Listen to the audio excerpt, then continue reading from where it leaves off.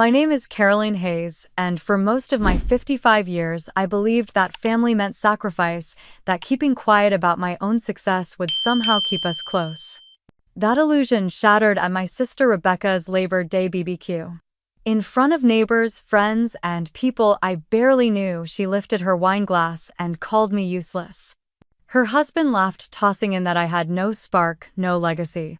They had no idea I had quietly built a $4.8 million fortune, or that I had been ready to use it to pull her out of the debt strangling her. In that moment, I knew I would not save them. I would show them exactly who they had underestimated. She had gone all out this year, inviting half the neighborhood along with a handful of friends and family, the kind of mixed crowd that forces you to paste on a polite smile even when you would rather be anywhere else. I spotted my childhood friend Donna Reed talking with a cluster of women near the grill, her laughter carrying easily over the hum of conversation. Off to the side, a man I didn't recognize at first nursed a beer while listening to Ethan hold court. Donna caught my eye and gave me a little wave. The man turned slightly, and I realized it was Tyler Brooks, a name I had heard in passing from music headlines. I filled a plate with some brisket and potato salad and found a spot halfway down the table. The afternoon sun caught the condensation on my glass of lemonade, making it sparkle. Across from me, Rebecca moved easily among the guests, greeting each one with that hostess smile she had perfected. Ethan lingered by the grill in his designer sunglasses, flipping burgers like it was a performance. It had been a long time since I had been around this many people connected to Rebecca's life. I kept thinking about Dad sitting in his room at the retirement home in Raleigh, probably watching an old Western on television. Mom had been gone 7 years now, and even though she had been the glue between us, her absence only seemed to widen the cracks. I tried not to dwell on that as I forked a bite of brisket. Rebecca approached the head of the table with a glass of red wine in her hand. She stood there a moment, letting the chatter around her quiet. Her eyes found mine and lingered just long enough to let me know this was deliberate. She tilted her head, the corner of her mouth curling into something that looked like a smile but felt like the opening move in a game I hadn't agreed to play. "Caroline," she said loudly enough for the nearest tables to hear, "you are just useless. Tell me, what have you even done with your life?" The words hit harder than I expected, not because I believed them, but because she had chosen this place and these people to say them to. There was a slight gasp from someone at the far end of the table, and the scrape of a fork against a plate sounded unnaturally loud in the pause that followed. Before I could form any kind of response, Ethan chimed in from behind her, his voice carrying easily over the stillness. "She has nothing going on. No spark, no legacy." He grinned at Tyler as if this was all some harmless joke, but Tyler's eyes shifted away, uncomfortable. I caught Donna's expression as she looked from Rebecca to me, her brows knitting together. I felt every pair of eyes on me waiting.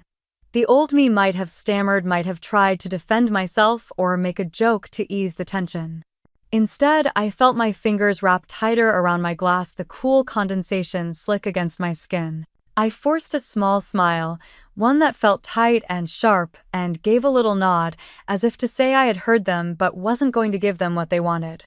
"Excuse me," I murmured, setting my glass down carefully. I pushed my chair back from the table, the legs scraping against the wooden deck floor. The sound was louder than I intended, and a few people flinched. I smoothed my shirt and stepped away from the table, the heat from the grill still hanging in the air as I passed Ethan. Inside, the shift was immediate. The hum of voices from outside faded, replaced by the quieter sounds of the house. I could still smell the smoke from the barbecue drifting through the open windows, but here it felt distant, like another world. I walked down the hallway toward the front of the house, the carpet soft under my sandals, and let myself breathe for the first time since I sat down. It wasn't anger that filled me in that moment, at least not the kind that explodes right away. It was something slower, heavier, the kind that sinks deep and waits.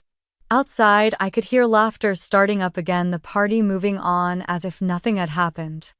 I stood there a moment listening and let the words useless and no legacy settle in my chest, not as truth but as a reminder.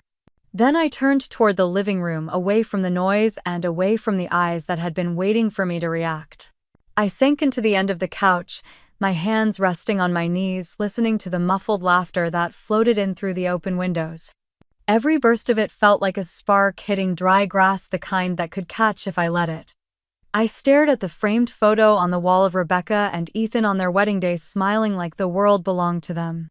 I remembered that day far too well, and the silent decision I made to swipe my credit card so she could have the venue she wanted when her own funds came up short.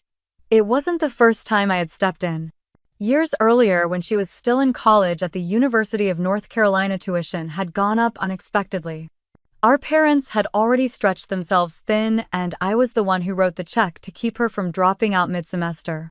She thanked me then, though. Even at that moment, there had been something in her voice and note that suggested she thought it was my obligation rather than a gift. Then there was the boutique she had opened in Uptown Charlotte. She poured every dime she had into it and still came up short. I wired her $10,000 to cover inventory after she called me in tears about missing a shipment before her big launch. She had promised to pay it back when business took off. That promise had drifted away like smoke when the boutique shuttered within a year. The sounds outside grew louder for a moment, a chorus of clinking glasses and music turning up. I rubbed the back of my neck, thinking about how those memories weren't isolated incidents. They were a pattern, one I had let myself accept for far too long. What really stung wasn't the money. It was the way she treated it like nothing, as if my help was just a stepping stone she could walk over without looking back. The same attitude had shown itself after Mom died in 2016. There had been a small piece of property in the family, a cabin near Lake Lure, that our parents had bought decades ago. When it came time to decide what to do with it, I could have pushed for my half.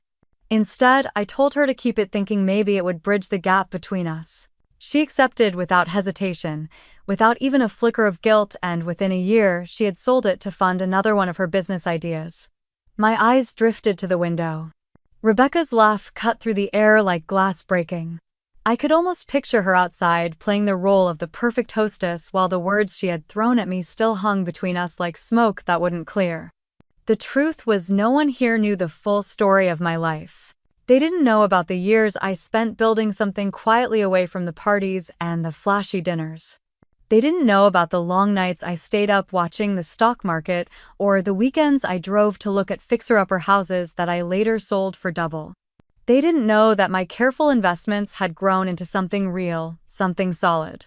$4.8 million sat across my accounts, the product of discipline and patience.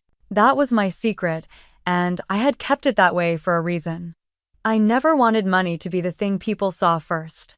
I thought keeping it private would protect my relationships, that it would keep people from treating me like a walking bank. I had even considered telling Rebecca about it recently, not to brag, but because I knew she was in trouble again.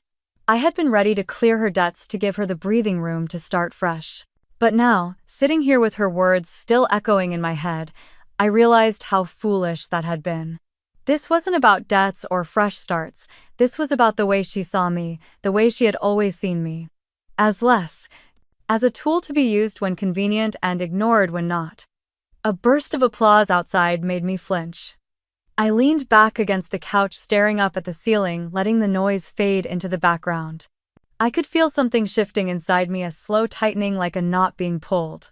It wasn't rage, not yet, but it was the kind of clarity that comes when the scales finally fall from your eyes.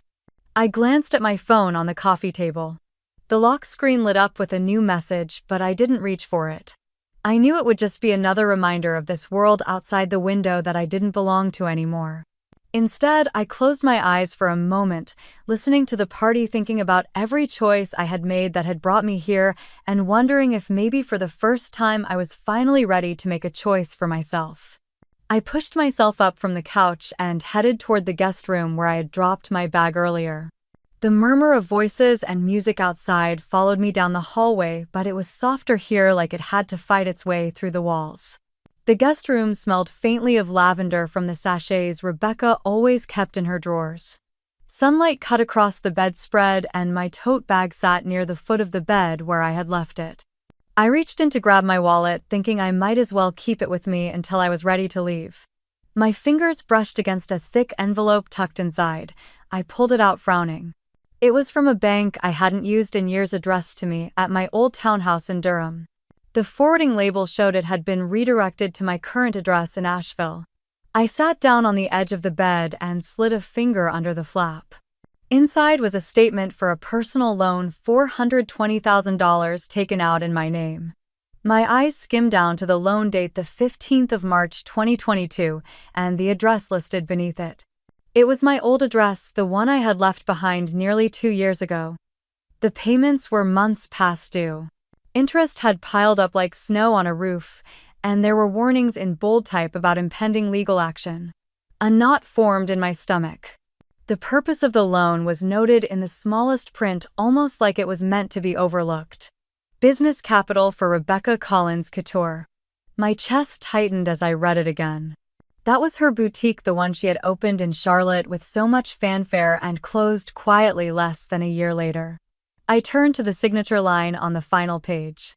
There was my name written in a looping hand that was close enough to mine to fool someone who didn't know better. But I knew my own signature, and this was not it. The curl of the C, the way the L leaned too far forward, the slight upward slant at the end, all wrong. My fingers tightened around the page until it crumpled slightly.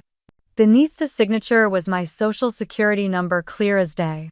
I stared at it, cold washing over me. She hadn't just borrowed my name. She had taken the very thing that anchored my identity and used it to prop up her failing dream. For a moment, I couldn't move. My mind was a carousel of images. Rebecca calling me 2 years ago, sounding upbeat, telling me she had found a new investor. The sudden trip she took to Charlotte, claiming she was finalizing a lease. The way she brushed off my questions about financing, laughing that I worried too much. It all clicked into place like puzzle pieces I hadn't even realized I was holding. I set the statement down on the bed and pressed the heels of my hands into my eyes. A part of me wanted to believe there was some mistake, that someone else had done this, that she had no idea. But that part was small and it was shrinking fast.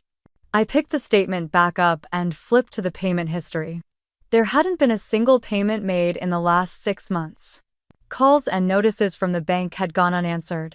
I imagined her tossing them into a drawer, telling herself she'd figure it out later, just like she always did. The noise from outside swelled for a moment, and I could hear Ethan's voice booming, telling a story, probably about himself. I thought about the two of them together, playing the part of the perfect couple, while their lives were built on borrowed time and borrowed money, some of it mine. The shock I had felt when I first opened the envelope was already hardening into something else. My pulse steadied, my thoughts sharpened. If she had gone this far, if she had crossed this line, then there was no telling what else she had done in my name. I folded the statement carefully, sliding it back into the envelope. My mind was already moving ahead, sorting through options, thinking about who I could trust to help me uncover everything. One name came to mind immediately, and I knew she would pick up the phone if I called. But I wasn't ready to make that call just yet. I needed to sit with this for a moment to let the weight of it settle fully. I set the envelope on the nightstand beside a small vase of fresh flowers. Rebecca must have put there this morning. The cheerful blooms looked absurd next to the proof of what she had done. I stood and crossed to the window, pulling back the curtain just enough to see the yard. Rebecca was at the center of it all, laughing with a group of guests, the sunlight catching her gold bracelet. Ethan was beside her, gesturing animatedly to Tyler Brooks, who nodded politely. I wondered if Tyler had any idea who he was really dealing with. Let them laugh, I thought. Let them enjoy their perfect little scene. They had no idea that the moment I opened that envelope, something shifted. The quiet, accommodating sister they thought they knew was gone, and I had no intention of coming back. I slipped my phone out of my bag and scrolled until I found Lauren's number. It had been a while since we last talked, but she was the only person I trusted with something like this. My thumb hovered for a moment before I tapped call. She picked up on the second ring, her voice steady and familiar as if no time had passed. "Caroline," she said, "what's going on?" I took a breath, keeping my voice low even though the house was empty behind me.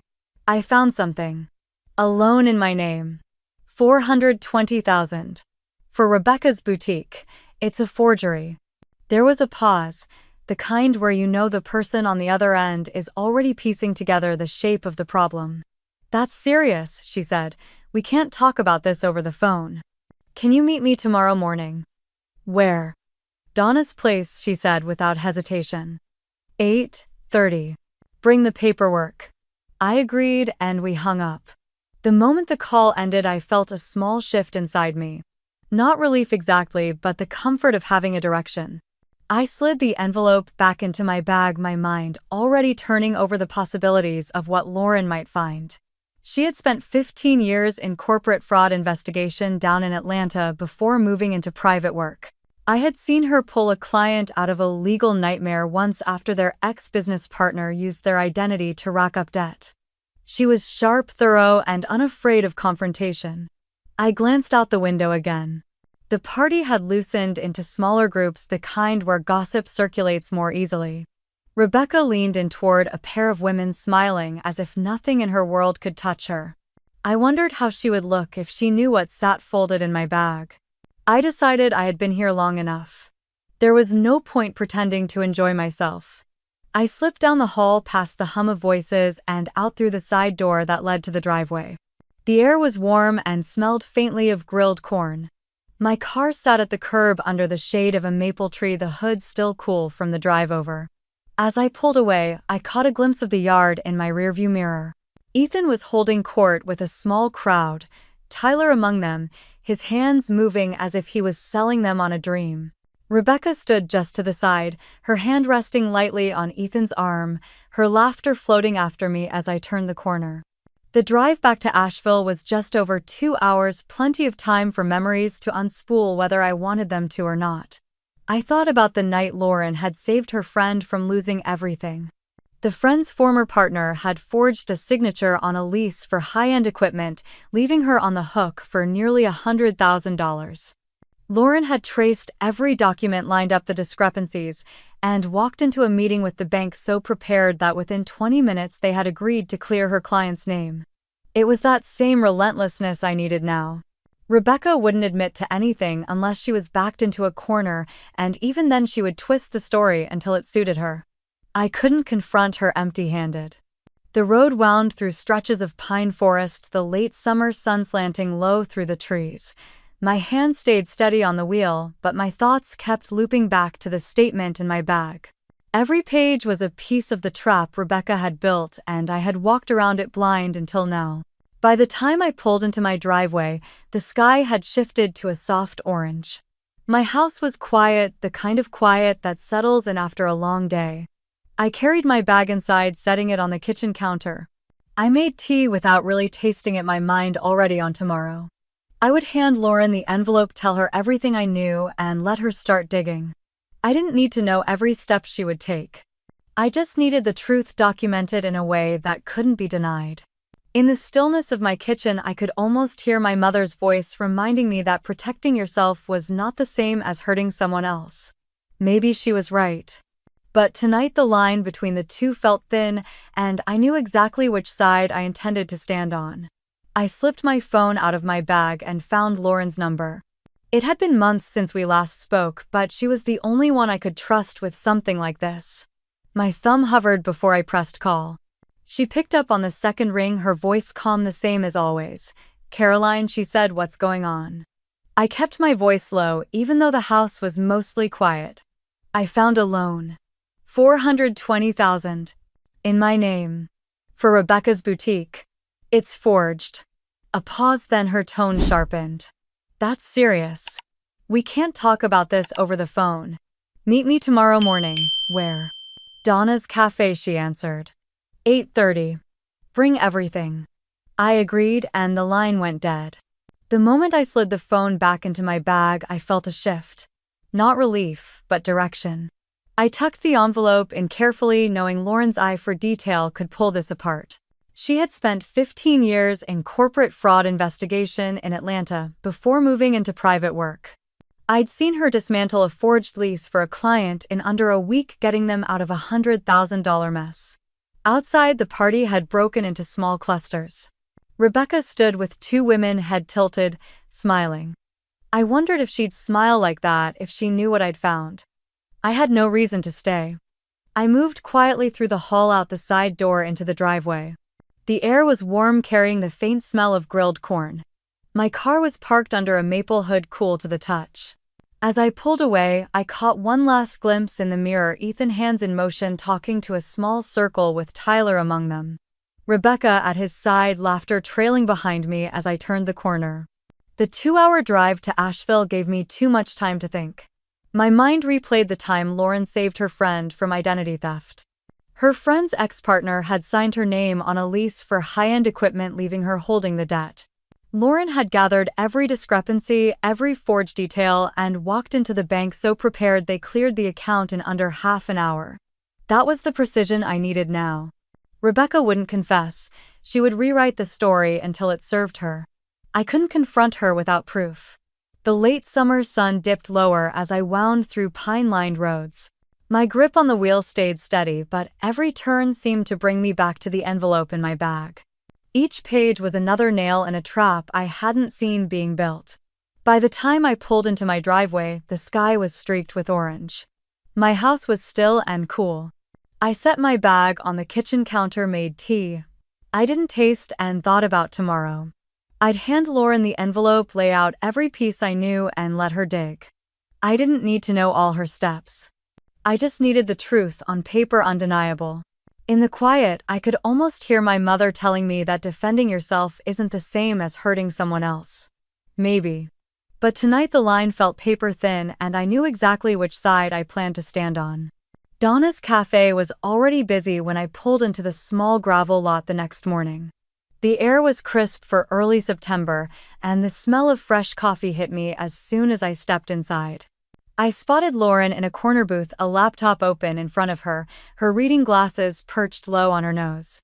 She looked up the moment I walked in and gave a short nod, the kind that told me she was already deep into the work.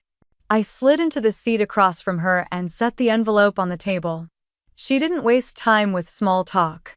She pulled out the papers, flipping through them with a practiced eye, her fingers tracing over the numbers and dates. "It's exactly what you said," she murmured. "Loan taken out March 15, 2022. Address is your old place in Durham. And this signature isn't yours." She turned the page toward me, tapping the line where my name was scrawled. The strokes were just wrong enough that to me it looked like a cheap imitation. "There's more," she continued. "They used your social security number. That makes it federal, not just a civil issue. And the bank has already marked this account as high-risk default. They're preparing to escalate." My stomach tightened, but not from fear. It was the confirmation I needed. I wasn't imagining it, and there was no way Rebecca could explain this away. Lauren reached into her bag and slid a folder across to me. Inside were copies of the loan agreement, the signature page, and the application form with my information typed neatly into the boxes. She had even printed a side-by-side of my real signature and the forgery. "If you want to pursue this," she said, "you'll need to keep these somewhere safe. And you should start making a record of everything she's ever owed you. It will strengthen your position." I leaned back, letting out a slow breath. For years I had kept mental notes of every time I had stepped in for Rebecca, but I had never written them down. I opened my notebook and began listing them one by one. "College tuition," I said, quietly writing it on the first line. "Junior year, her scholarship didn't cover the increase. I paid the difference so she could stay enrolled." I added another. "The boutique in Charlotte before this one. She ran out of inventory before a holiday sale. I sent $10,000 to cover it." Lauren nodded, her eyes scanning my list as it grew. "And the wedding," I said, pausing for a moment. "She and Ethan wanted that hotel ballroom in Charleston, but they were short on the deposit. I paid it thinking they'd reimburse me after the honeymoon. That was 7 years ago." As the list took shape, I realized how much I had been carrying. Every line was a choice I had made, each one justified at the time as helping family. Seeing it written down made it harder to pretend it had been anything but a pattern of taking. Lauren closed her laptop and folded her hands on the table. "You've got enough history here to show intent if it comes to that. But we need to focus on the forgery. That's the most serious piece, and it's the one she can't spin without contradicting herself." The waitress came by with refills, and I wrapped my hands around the warm mug. The hum of the cafe felt distant, my mind fixed on the pages in front of me. I don't just want to clear my name, I said, finally. I want her to answer for it. Lauren's gaze held mine. Then we're on the same page. We sat there for another 20 minutes going over the details. She explained the next steps, the documents I should prepare, the statements I should avoid making directly to Rebecca. Everything would be about building a clean trail, one that would stand on its own no matter how she tried to twist it. When I left the cafe, the folder was tucked securely under my arm. The sun had risen higher, casting long shadows across the lot. I walked to my car with a steady pace, my thoughts sharper than they had been in a long time. For the first time, I wasn't just reacting to Rebecca's chaos.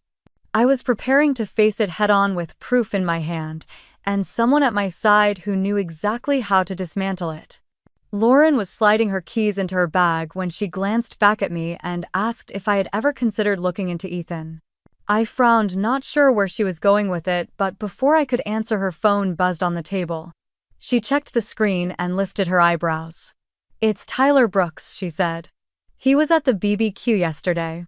She answered on speaker. Tyler's voice came through low, the kind of tone people use when they are about to say something they shouldn't. "Lauren, I know this is sudden, but I wanted to check on something you might know about. Ethan Collins. Yesterday he was talking up some big music deal, said he landed a $2.5 million contract with a label out in Los Angeles. He even showed me an email. Something about it felt off." Lauren's eyes flicked to mine. I stayed quiet while she asked him a few pointed questions. Tyler explained that the email looked official, but the formatting was strange, and the sender's address wasn't the standard domain the label used. He'd seen a few scams in his time and thought it was worth flagging before he got pulled in. Once the call ended, Lauren set her phone down and pulled her laptop back out. She typed fast, her fingers moving like muscle memory through databases and contacts. I watched the reflection of the screen in her glasses as she sent a quick message to someone in Los Angeles she trusted. We didn't have to wait long. 15 minutes later, an email landed in her inbox from an executive at the Real label. They confirmed no such contract existed. The email Ethan had flashed at the BBQ was a complete fabrication, likely sent from a throwaway account to himself, so he could forward it as proof to potential investors. Lauren leaned back, folding her arms. "That's not just puffing up a resume. That's fraud. And if Tyler was a target, he's not the only one." I felt a slow heat building in my chest. It wasn't surprise. It was recognition. Ethan had always had a way of making himself look bigger than life, but I had assumed it was harmless ego. Now it was clear he was using those backyard parties to bait people with his charm and a fake golden ticket. Lauren started pulling other names from her files, cross-referencing events Ethan had hosted with individuals who later reported financial losses. There were 3 matches within the last year alone. None had tied it directly to him, but the patterns were too similar to be coincidence. So while Rebecca was busy bleeding me dry in the shadows, her husband was running a con in broad daylight. I thought about the smug look on his face at the BBQ, the way he had leaned into the crowd while spinning his story. I thought about Rebecca, her hand resting on his arm, laughing at his every word. They were a perfect match in all the worst ways. Lauren closed the laptop with a decisive snap. "If you're willing, we can use this. His reputation is part of her social armor. Take that away and she loses cover." It clicked instantly. I didn't just have a way to clear my name now. I had a chance to pull the curtain back on both of them at once. We stood to leave, and Lauren told me she would start compiling a packet on Ethan's activities. She would reach out to Tyler again and let him know the truth, but only after we had more in place. The more investors who confirmed they had been misled, the harder it would be for him to talk his way out of it. Walking back to my car, I noticed the sunlight catching on the folder in my hands. It felt heavier than it had an hour ago, loaded with more than just my sister's lies. It carried the shape of something larger now, something that could dismantle both their facades. I slid behind the wheel, started the engine, and let the idea settle. If this was going to happen, it would have to be done carefully. But the thought of it didn't scare me. For the first time in years, I felt like I was moving towards something instead of just trying to survive it. Lauren's office sat above a florist shop on a quiet side street. the smell of fresh-cut stems drifting up the narrow stairwell as I climbed. The late afternoon sun slanted through the dusty windows, giving the hallway a muted glow. Her door was half open, and the sound of quick, precise typing told me she was already in work mode. She glanced up when I stepped inside her reading glasses, slipping a little as she smiled. "There you are," she said, gesturing for me to shut the door. I did, the click sounding louder than I expected in the small room. Her desk was covered in neat stacks of paper, each with a bright sticky note on top, and her laptop was ringed by empty coffee cups. I dropped my bag into the chair beside me as she slid a thick folder across the desk. Inside was a checklist printed in black ink, each bullet point numbered. At the top was a header in bold: primary actions, Carolyn Collins. "We're doing this in 2 main stages," she began, leaning forward, elbows on the desk. "First, the bank. We send the forged signature and the SSN evidence through their secure fraud reporting portal. No casual emails, no phone calls. Everything has to be traceable, timestamped, and linked to original scanned documents. That way there's a permanent record that you took immediate action once you discovered the fraud." I nodded slowly, my eyes moving over the first set of steps. She had written them in plain, almost clipped language, but I could see the structure underneath. It was clean, logical, airtight. "What happens after we send it?" I asked. "They'll open a case file," she said.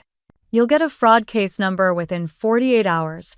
Then their compliance team will verify that the address and the signature aren't yours. When they confirm, we'll formally request a clearance letter. That letter will remove the account from your credit history and your liability. And more importantly, it will serve as a concrete statement that Rebecca committed identity theft." Her voice didn't waver when she said my sister's name, and I found that I appreciated the absence of pity. This wasn't about feelings, it was about facts. She tapped the next page of the folder. "Step 2 is Ethan. I've put together a package for Paula Jenkins at Sound Truth. She's a music blogger, but not the fluff kind. She's known for pulling receipts on scams in the industry. I've included a copy of the fake contract, Tyler's account of what happened at the BBQ, and confirmation from the label that it's fabricated." I could see the headline forming in my mind: Ethan's name dragged into a public mess he couldn't spin. It was a small flicker of satisfaction, but I let it burn. Lauren outlined the timing: we'd send the Paula package in the evening, hitting her inbox right when she was known to review leads. Paula was meticulous about checking sources, and she had contacts in Los Angeles who could dig deeper without raising suspicion. "He'll try to threaten you if it goes public," Lauren said, pushing her glasses back up. "He'll talk about defamation, maybe even hiring a lawyer, but he has nothing if every claim you make is backed by verifiable evidence. I've marked every document with its source and chain of custody. That's your shield." She turned to her laptop and pulled up a color-coded spreadsheet, each row a piece of evidence, its origin and its verification method. I watched as she scrolled through bank documents, email headers, metadata from Ethan's fake contract, even screenshots of his public posts bragging about upcoming deals. "Do you want to go after them both at once?" she asked, finally looking at me over the top of the screen. I didn't hesitate. Yes. The plan became more detailed as the hour went on. Lauren suggested starting with the bank submission that afternoon before the weekend, so it would be in the system by Monday. That meant we could spend the next 2 days building the Ethan case without distraction. She wanted every name, every person who had been at one of his events and might have heard the same contract story. I gave her what I could remember from the barbecue, watching as she typed each one into her notes. Tyler was already ready to talk, but if we could get even one more person on the record, Paula's article would have more than just a single source. We paused only when her phone buzzed with a call from a contact at the bank's fraud department. She put it on speaker and used the conversation to confirm their preferred method for receiving sensitive files. When she hung up, she smiled faintly. "That's our in." By the time we closed the last folder, the daylight outside had shifted to the deeper gold of early evening. Lauren handed me a USB drive, its black casing plain but solid. "Encrypted copies of everything. Don't keep this at home. Don't keep it in your car. Put it somewhere she can't reach, even if that means a safe deposit box." I slipped it into my bag and zipped it shut. I could feel the subtle hum in my chest that comes when you finally step out of the shadow someone's kept you in for years. "You ready?" she asked. "More than ready." We stood in the doorway for a moment, the cool air from the hallway drifting in. The scent of the florist's roses floated up faintly, and, for some reason, it made me think of my mother, of the quiet way she used to arrange flowers in the kitchen without ever needing to say what she was thinking. Out on the street, the traffic was light. I walked to my car with the folder under my arm, its weight steady, reassuring. It didn't feel like evidence anymore. It felt like control, and for the first time in a long time, it was mine. The post went live before sunrise. I was in the kitchen making coffee when my phone buzzed on the counter, the screen lighting up with a notification from Lauren. Just 2 words. "It's up."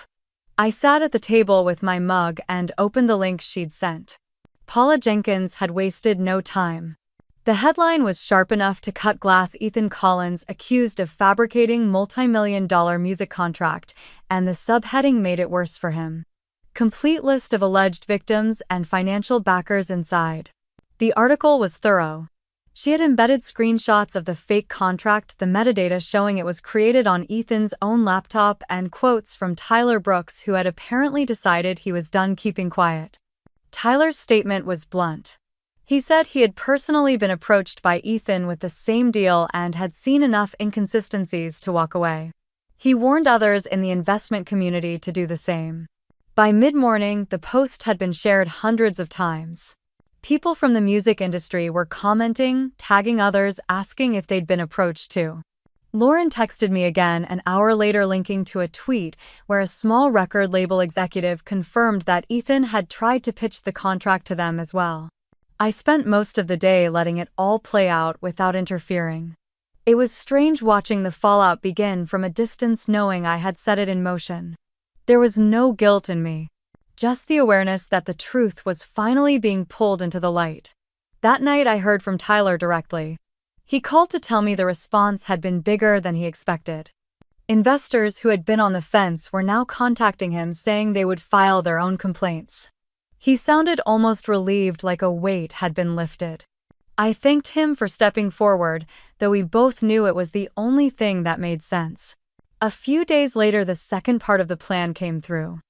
I got an envelope in the mail from the bank, the logo stamped in dark blue across the top. Inside was a letter on official letterhead confirming that the loan had been taken out fraudulently. My name would be cleared from the account, and the investigation would proceed with the listed borrower, Rebecca's name. They also included a formal request for her to contact their fraud department within 7 business days. I imagined her face when she opened that letter, the way she would scramble to find some explanation. I didn't have to imagine long. My phone started ringing the next morning. First once, then again, and then again within minutes. Rebecca's name lit up the screen each time, and I let it go to voicemail. She left messages, her voice switching between frantic and angry. In one, she sounded close to tears, saying she didn't know what was going on and that we needed to talk. In another, she was sharp, accusing me of ruining her reputation. I didn't respond to any of them. Lauren told me to stay silent. Every call, every voicemail, she said, was another piece of evidence. She was right. I forwarded them to her without listening to the rest. The days between the blog post and the bank letter had felt like the slow buildup before a storm. Now the storm was here. Paula's article was still making the rounds, with updates being added as more people came forward. The bank's deadline for Rebecca was ticking down. And through it all, I stayed quiet. 1 week after the article dropped, Paula posted a follow-up. This time the headline was shorter but more pointed. More investors step forward in Ethan Collins fraud case. She listed the new names, including one from Miami who claimed to have lost nearly $200,000. The comments under the post were a mix of outrage and disbelief, strangers arguing about whether someone like Ethan could have fooled so many people. I didn't join in. I just read the same way I had been reading everything since this started, taking in each piece of the puzzle as it fell into place. By the end of that week, Rebecca had called me 12 times and sent 5 text messages. I didn't read those either. Whatever she had to say, it could wait. The silence between us felt deliberate now, not like avoidance but like control. On the 8th day, a courier dropped off another envelope from the bank. It was addressed to Rebecca, but had been delivered to my address by mistake. I didn't open it, just handed it directly to Lauren. She would know what to do. Standing in my living room after the courier left, I looked out the window at the quiet street. Somewhere in the city, Rebecca was panicking. Somewhere else, Ethan was probably trying to spin his way out of Paula's reporting. And here I was with nothing but time on my side. The knock was sharp enough to echo through the hallway. I hesitated for a second, my hand hovering over the doorknob, already knowing who it would be. When I opened it, Rebecca was on the porch, her eyes red and wet. Ethan standing just behind her with his arms crossed. "Can we come in?" she asked, her voice tight, almost breaking. I stepped back without answering and let them walk into the living room. Rebecca sat on the edge of the couch, like she couldn't settle, wiping at her face. Ethan stayed on his feet, glancing around the room, as if he was inspecting it for flaws. "Caroline, please," she started, her hands twisting in her lap. "I need your help. The bank is saying I have to pay this whole amount back immediately. They're threatening legal action. I can't. I just can't do it without you." Her words tumbled over each other, but I didn't move. My hands rested on the arm of the chair, my body calm even as her panic filled the room. Ethan spoke next, his tone flat. "This whole thing is a mess because of a middleman. That contract was supposed to be clean. Somebody doctored it before it reached the investors. I had nothing to do with that." I looked at him, the corners of my mouth not even twitching. "And the signatures? The loan application, was that the same mysterious middleman?" He didn't answer right away. Instead, he straightened his shoulders and let his voice rise. "You're not exactly spotless yourself, Caroline. People talk. If you think this won't blow back on you, you're wrong." Rebecca flinched at his tone, but she didn't stop him. She leaned forward instead, her voice soft, almost pleading. "You've always been there for me. Please, just once more. We can work it out, pay you back, fix everything." I took a breath, letting the air move slowly in and out, the quiet stretching until Rebecca's eyes darted up to meet mine. "Do you remember the boutique?" I asked. "You told me you needed a short-term loan to keep it open. I drained my savings for you." Her lips pressed together and I kept going. "Do you remember your wedding? The one with the champagne tower and the rented chandeliers? I paid the deposits when you came up short and you promised you'd make it right.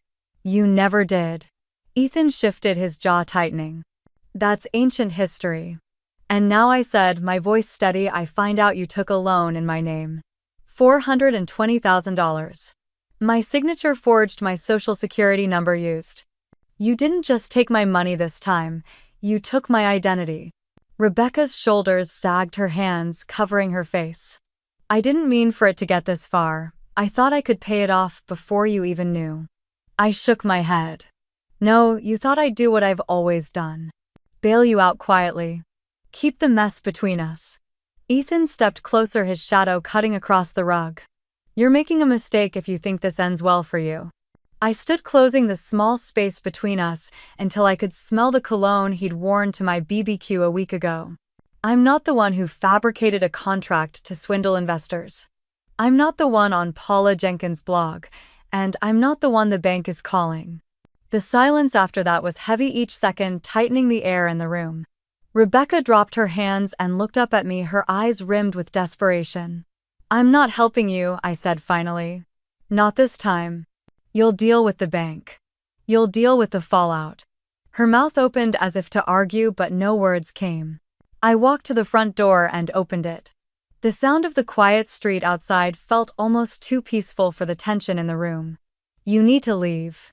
Ethan's eyes narrowed, but he didn't move until Rebecca stood.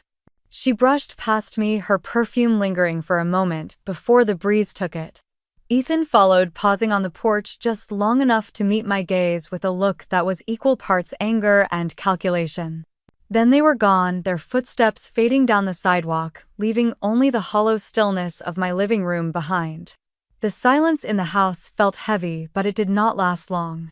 Within days, word began to spread about Ethan, and it was not just in whispers anymore. Music blogs started posting detailed breakdowns of Paula's article, each one adding new names of people who claimed they had been promised deals that never materialized. The story caught fire in Nashville. Local television stations ran quick segments showing stock footage of downtown streets and concert venues, while voiceovers described a producer accused of orchestrating elaborate cons. Some national outlets even picked it up, framing it as yet another cautionary tale of ego and greed in the entertainment industry. The photographs they dug up were the same ones Ethan had curated so carefully, him at rooftop parties, shaking hands with people he barely knew, smiling under stage lights as if he belonged there. In print and on screens, those same smiles looked smug, almost desperate. The comments on the articles were ruthless, with people recalling run-ins with him and warning others to stay away. The fallout was quick. Ethan was dropped from the lineup of 2 summer music festivals he had been boasting about for months. The organizers released polite but firm statements saying they had reviewed the allegations and decided to move in a different direction. Within a week, 3 artists announced publicly that they had no further plans to work with him. In a town like Nashville, where the music industry runs on trust and reputation, that was the equivalent of a door slamming shut. Rebecca's unraveling was slower but far more personal. The bank letters kept arriving, each one more urgent than the last. The calls she had been ignoring turned into direct threats of legal action. First, the black SUV she loved was repossessed right from the driveway, broad daylight, in front of neighbors who had once admired her style. Then delivery men came for the racks of high-end clothes. Some were seized, others quietly sold online for a fraction of their worth. The sparkle that had once been her armor was vanishing piece by piece. I heard through Donna that the landlord of their rental house had finally had enough. Rebecca had been late on rent too many times, and when the bank froze their joint account, she had nothing left to offer. Within a month, she and Ethan were gone from that pristine neighborhood, replaced by a young family who didn't seem to care about the lingering gossip. One afternoon, I stopped by Donna's cafe for coffee.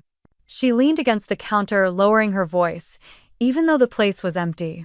"You wouldn't believe what people are saying at the Thursday night wine club. Half of them used to worship Rebecca's taste. Now they're pretending they never knew her." I stirred cream into my coffee slowly. "What exactly are they saying?" Donna smiled faintly. "That they always knew she was trying too hard. That they feel sorry for her but not sorry enough to invite her anywhere. Someone swore they saw her at a consignment shop arguing over the price of a pair of heels she used to brag about paying full price for." It struck me then how different this was from the fights we had when we were younger. Back then, the battles were loud, impulsive, easily forgotten. This was quiet and calculated, the kind of ending that seeps in and changes the way people look at you forever. By mid-October, Rebecca was living in a cramped apartment on the edge of town. I happened to drive by one day and saw the peeling paint on the railings, the blinds half drawn like she was hiding from the world. I did not stop. I did not even slow down. Donna told me Rebecca had been asking around for work, but no one wanted to be connected to her now. Even boutiques were wary, and she had burned too many bridges in retail to be welcomed back. A former coworker of hers ran into her at the grocery store and said Rebecca looked older, tired, with the kind of exhaustion that makeup can't cover. I thought about her often in those weeks, not out of pity but out of a kind of detached curiosity. This was a woman who had once stood in her backyard with a glass of wine calling me useless in front of friends and strangers. Now she was counting coins at checkout. It was not the kind of revenge people imagine, with dramatic confrontations or triumphant speeches. It was slower, more deliberate. No slammed doors, no final showdown. Just a steady stripping away of everything she valued until she had to face herself without the glitter and the lies. One evening, I came home to find the first chill of fall in the air. I hung my coat by the door, made tea, and sat at the kitchen table. Outside, the street was quiet, the leaves just beginning to turn. Somewhere across town, Rebecca was probably staring at a stack of overdue notices, wondering which part of her life would be taken away next. For the first time in years, I did not feel the urge to step in and shield her. The weight of that realization was not heavy. It felt like breathing clean air after too long in a closed room. The morning sun cast a pale gold light over the unfinished brick walls, and the sound of hammers echoed across the open lot. I stood at the edge of the site, hard hat balanced loosely on my head, watching the skeleton of the Margaret Hayes Community Center take shape. The name was etched on a temporary sign near the entrance, and seeing my mother's name there still stirred something deep in my chest. This was more than a building. It was the proof that all those years of quiet work and careful choices had led somewhere. Children from a nearby elementary school were walking past on a field trip, pointing at the construction equipment with wide eyes. A few waved, and I found myself smiling and waving back. I imagined the classrooms that would fill this space, the workshops where teenagers could learn trades, the kitchens where families could gather for cooking classes. For the first time in a long time, I was building something that would last beyond me. I heard footsteps on gravel and turned to see Lauren approaching, her hair pulled back and sunglasses perched on her head. She looked out at the work in progress, letting out a low whistle. "You picked a good day to be here. The framing on the east wing is almost done." I nodded, feeling the wind catch the scent of fresh lumber. "It already feels real." She handed me a paper cup of coffee and leaned against the temporary fence. "I came to tell you something. A reporter from the Asheville Chronicle called me this morning. They're doing a feature on community-funded projects and they want to interview you." I took a slow sip of the coffee. "And I assume they'll want to talk about Rebecca too." Lauren shrugged. "Probably.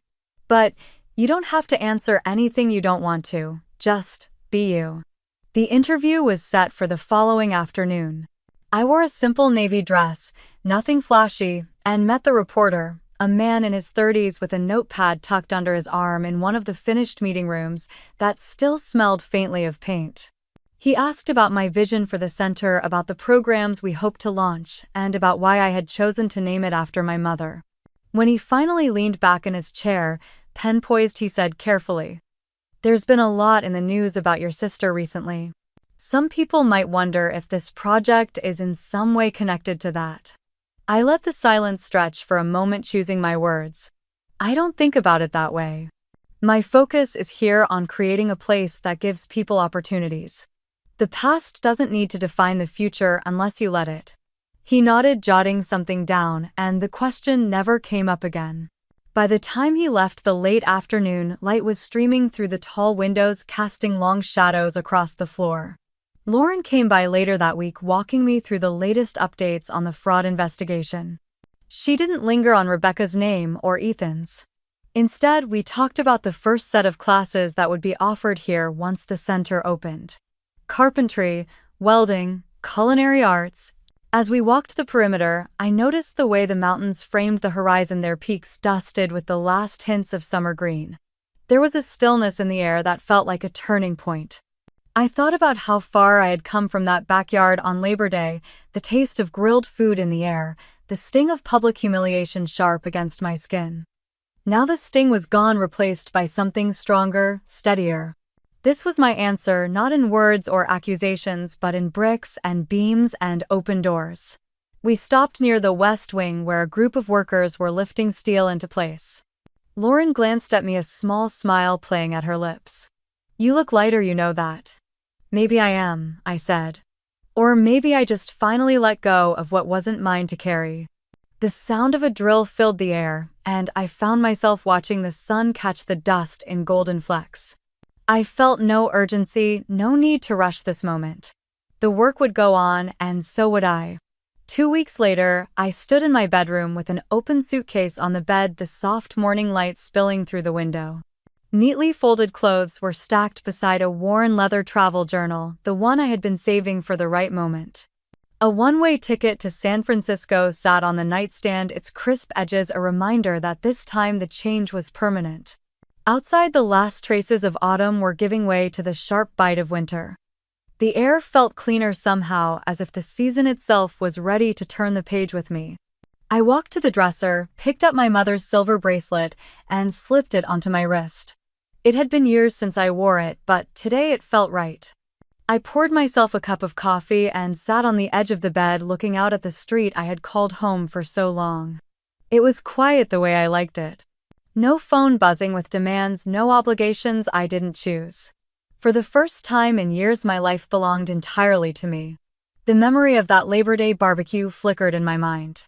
Rebecca's voice sharp and mocking, calling me useless in front of everyone.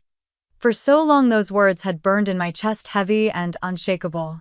Now they were just an echo, faint and distant like the muffled noise from a party you left hours ago.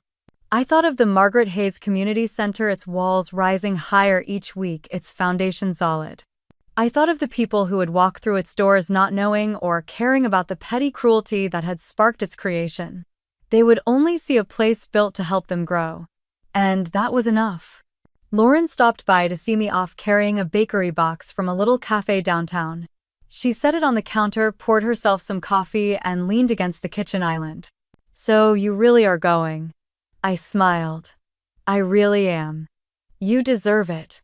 After everything you've earned the right to start fresh." I knew she was right.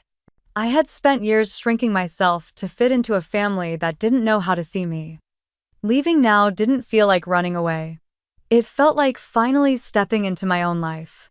We ate in comfortable silence, the kind that comes when nothing important is left unsaid. When she left, I stood at the door for a long moment, watching her car disappear down the street. Then I closed it gently and turned back to my suitcase. By the time evening came, the house was still and ready. I set my keys on the counter for the new tenant and walked through each room one last time. The living room where I had faced Rebecca and Ethan. The kitchen where I had brewed endless cups of coffee to steal my nerves. The quiet bedroom that had been both a refuge and a prison. When I stepped outside, the cool air wrapped around me. My cab pulled up to the curb and I loaded my bags into the trunk. As the driver pulled away, I looked back at the house, but only once. The city lights of Charlotte faded in the distance as the highway stretched ahead, wide and open. San Francisco waited with its hills, its fog, and its promise of something new. I didn't know exactly what I would find there, but I knew what I was bringing with me. Not the weight of old insults or the need to prove myself to anyone. Just the quiet certainty that I already had. Sometimes the best revenge isn't loud or public. Sometimes it's living a life that leaves the people who doubted you irrelevant. Rebecca could keep her opinions. I had my work, my freedom, and a future that was entirely my own. If you have ever been in a moment where someone made you feel small, where they looked at you and decided you were worth less than you knew you were, I want to hear your story. Tell me how you proved them wrong or how you're planning to. Because sometimes the most powerful thing you can do is turn their doubt into the foundation of your own legacy.